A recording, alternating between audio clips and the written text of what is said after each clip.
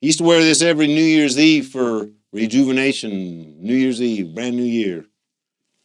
Kind of an Egyptian thing. I don't know.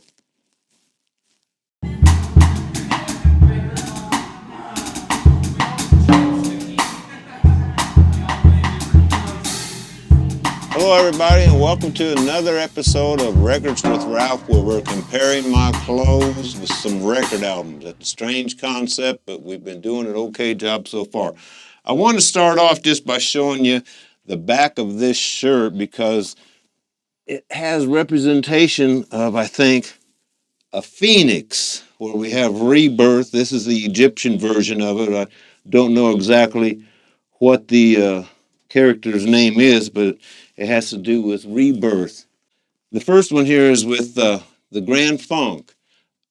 The album was called Phoenix, and it was the first time they had an album. They added this organ player named Craig Foss, but sexy.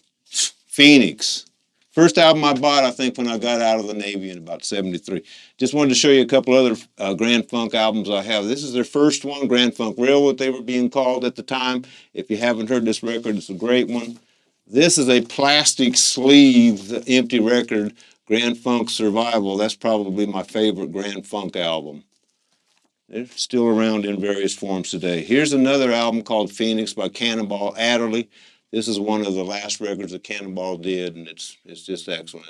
Cannonball, just anything he blew on is just amazing. These rest of these things are just having to do with outrageous clothes. There was a tailor in Los Angeles called Nudie Cone, and he had nudie suits. There's a nudie suit.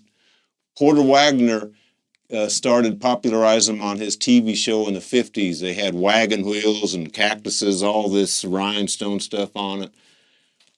King of the nudie suits, Elvis Presley. Rhinestones everywhere. And just for strange artwork that records used to do, and people wearing weird clothes, Jimi Hendrix, weird clothes, weird clothes.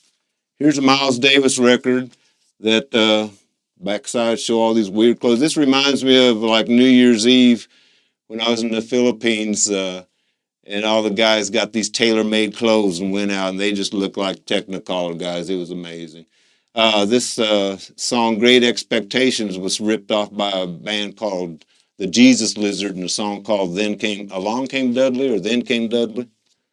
Miles Davis is just flat ripped off. Don't give him no credit at all. Here's another suit for you. Dr. John in an Indian suit. People just dress up when they go out sometimes. Of all these, let me see, which one do I think the best album I would enjoy or recommend listening to of all these would have to be Jimi Hendrix, Axis Bold as Love. It's a great album. I've even got the poster on the ceiling. I bought it on 8-track for my brother-in-law Rudy for his birthday one year. This was his second album, Axis Bold as Love, the Jimi Hendrix Experience. I remember when we first heard Jimi Hendrix, I went out the next day and got this album here. I wish I'd taken better care of it, but that's the mono version of the Jimi Hendrix Experience, Are You Experienced first album. Bought it at Gibson's, and it's in bad shape. It's all split out, but mono version, rare. Oh, yeah, I saw Jimi Hendrix in Kansas City in 68 at the Municipal Auditorium. It was an amazing show. He came out in just Technicolor flags, scarves and things. Just sounded just like his records. Tore up a Marshall amplifier, threw his guitar into it basically at the last. A lot of show, but Jimi Hendrix was just really amazing to see. But yeah, that's what I would recommend of all these. Another New Orleans, brought this back from New Orleans.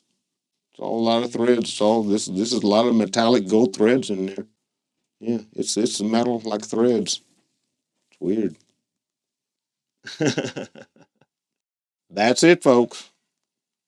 Now we can stop this madness.